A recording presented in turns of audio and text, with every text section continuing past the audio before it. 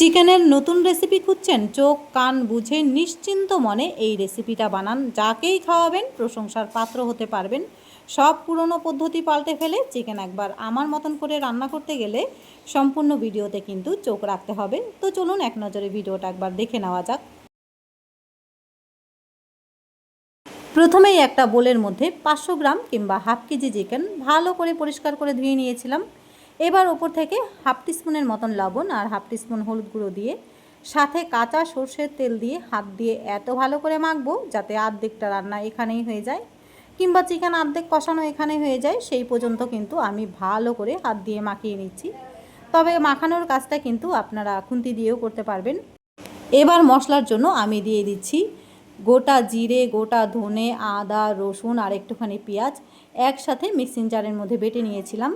আর একই সাথে ঝাল ঝাল 7 থেকে 8টা শুকনো লঙ্কাও আমি বেটে নিয়েছি। সেই বাটা মশলাটা ওপর থেকে ঢেলে নিলাম। আর হাফ বাটি মতন টক দই আমি খুব ভালো করে ফেটিয়ে নেব।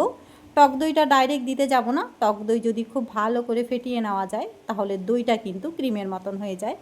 সেই দইটা দিয়ে নেওয়ার পর এবার কিন্তু আর হাত দিয়ে মাখা যাবে না, কারণ এখানে ঝাল ঝাল শুকনো লঙ্কা আছে। এটা যদি আমি হাত দিয়ে মাখি ঘন্টা খানেকের আগে হাত জ্বলা তো কমবে না। তাই আমি খুন্তি দিয়ে খুব ভালো করে আবারও সমস্ত কিছু মাখিয়ে নিচ্ছি। মাখানোর কাজটা কিন্তু বেশ ভালোভাবেই করব। তারপরে 10 থেকে 15 মিনিটের জন্য রেস্টে রেখে দিচ্ছি। এবার রান্নাটা একবারেই বসিয়ে দেব। বসানোর আগে কড়াইটাকে আমি এত ভালো করে গরম করে নিয়েছি যাতে কোনো কিছুই কড়াইয়ের তলাতে ধরে না লাগে। কড়াইটাকে ভালো করে গরম করে নেওয়ার পর একবারেই আমি 3 টেবিল মতন সরষের তেল গরম করে নিলাম। এবার গরম তেলে আমি ডুমো ডুমো করে কেটে রাখা আলু ভেজে নেব। আলুর গায়ে আগে থেকেই লবণ হলুদ মাখিয়ে নিয়েছিলাম। আজকের চিকেন রান্নাতে আলুটা কিন্তু সম্পূর্ণই অপশনাল। কেউ যদি না দিতে চান তাহলে আলুটাকে স্কিপ করে যাবেন। তবে আমার ঘরে যদি চিকেন রান্না হয় তাহলে আলু কিন্তু দিতেই হবে। আলু ছাড়া চিকেনের কথা ভাবাই যায় না। দেখুন আমি আলু এত ভালো করে ভেজে নিয়েছি। আলুগুলো ভাজতে ভাজতে আলু কিন্তু একদম লাল হয়ে গেছে।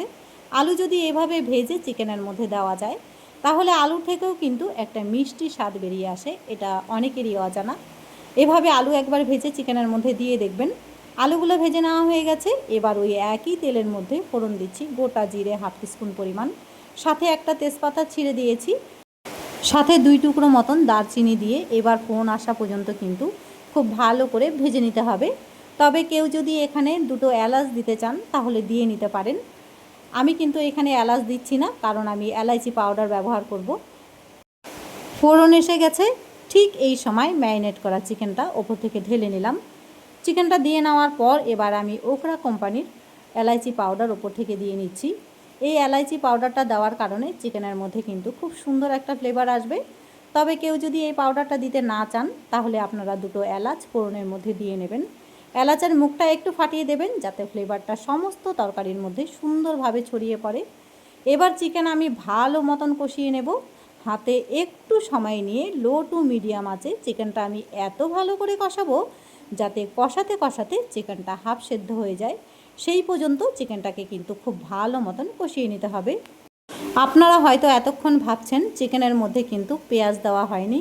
ঠিক তাই, আমি কিন্তু এখন পর্যন্ত চিকেনের মধ্যে পেঁয়াজ দিইনি, কারণ রান্নাতে নতুন চমক আনতে গেলে একটু খাটনি তো অবশ্যই করতে হবে। আমি সাইডে 1 চামচ মতন ঘি দিয়ে পেঁয়াজের ড্রাই রোস্ট করে নিয়েছিলাম, সাথে একটা আস্ত রসুনও দিয়েছি। একই সাথে ভেজে রাখা আলুগুলো দিয়ে নেব। চিকেনের মধ্যে প্রথমে আমি লবণ দিয়েছিলাম, কিন্তু এখন রেসিপির স্বাদ মতো লবণ দিয়ে নিচ্ছি। সমস্ত কিছু দিয়ে নেওয়ার পর চিকেনটাকে ভালো মতন কষিয়ে নেব। আলুগুলো প্রথমেই দিয়েছি কারণ আমি কাঁচা আলু ভেজে নিয়েছিলাম। আলুগুলো ভেতর থেকে সুন্দরভাবে সেদ্ধ হতে হবে। আর চিকেনের আলু যদি ভেতর থেকে একটুখানি কাঁচা থেকে যায় তাহলে যেন খাওয়ার টেস্টটাই নষ্ট হয়ে যাবে। চিকেন আমি এত ভালো করে কষিয়ে নিয়েছি। চিকেন কষাতে কষাতে দেখুন চিকেন কিন্তু একদম ভেতর থেকে সুন্দরভাবে সেদ্ধ হয়ে গেছে। ঠিক এই সময় গ্রেভির জন্য আমি উষ্ণ গরম জল দিয়ে নিলাম 1.5 গ্লাসের মতন।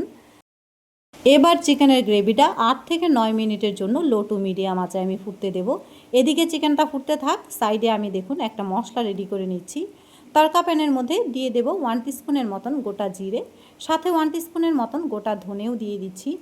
একই সাথে দিয়ে নেব 7 থেকে 8টা চিনেবাদাম, আর দিয়ে দেব সাদা তিল। সাদা তিলের পরিমাণটাও আমি 1 টিস্পুন পরিমাণ দিয়েছি। আর একই সাথে দিয়ে নেব কয়েক টুকরো দারচিনি। সমস্ত মশলাগুলোকে এবার ড্রাই রোস্ট করে নিতে হবে। একদম লো আছে হালকা লালচে কালার আসা পর্যন্ত মশলার মধ্যে মশলাটা ভেজে নিয়ে মশলাটা আমি মিক্সিতে গুঁড়ো করে নেব। এই মশলাটা কিন্তু সম্পূর্ণ আমি চিকেনের মধ্যে দেব না, অর্ধেকটা মশলা আমি অন্য তরকারিতে ব্যবহার করব। মশলাটা আমি একবারেই ভেজে নিয়েছি। এদিকে চিকেনের মশলাটা রেডি করতে করতে সাইডে দেখুন চিকেনের ঝোল কিন্তু প্রায় 1 ইঞ্চি মতন কমে গেছে। চিকেনটা নামিয়ে নেওয়ার পালা, গ্রেভিটাও সুন্দরভাবে ঘন হয়ে গেছে। ঠিক এই সময় দিয়ে নিলাম 2টো কাঁচা লঙ্কা চেরা। অনেকেই চিকেন বেশ ঝাল ঝাল খেতে পছন্দ করেন, যদিও আজকের চিকেন আমি বেশ ঝাল ঝাল করেই রান্নাটা করেছি। এবার উপর থেকে দিয়ে নেব 1 চামচের মতন গরম মশলার গুঁড়ো। একই সাথে দিয়ে নেব 2 চামচের মতন ড্রাই রোস্ট করে নেওয়া মশলাটা। তড়কা প্যানের মধ্যে যেই মশলাটা আমি ভেজে নিয়েছিলাম মিক্সিতে হাফ গুঁড়ো করে সেই মশলাটা ওপর থেকে দিয়ে নিলাম।